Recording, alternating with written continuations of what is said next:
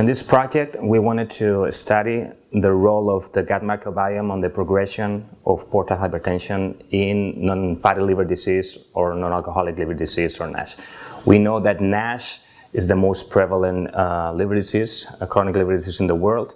For that aim, in the lab, we developed a specific model in rat. It was a diet-induced model of NASH. What we did was to take these animals with NASH and all the metabolic and liver characteristics of NASH patients, and transplanted these patients with the gut microbiome, total fecal mass, from lean rats.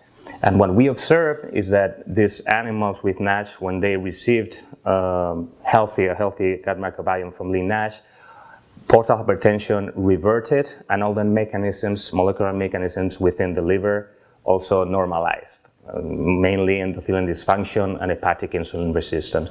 So it was proof that the gut microbiome was probably exerting a very important role in the development of portal hypertension in NASH, and that focusing on the gut microbiome, we can revert at least some of the most essential molecular mechanisms leading to portal hypertension in NASH.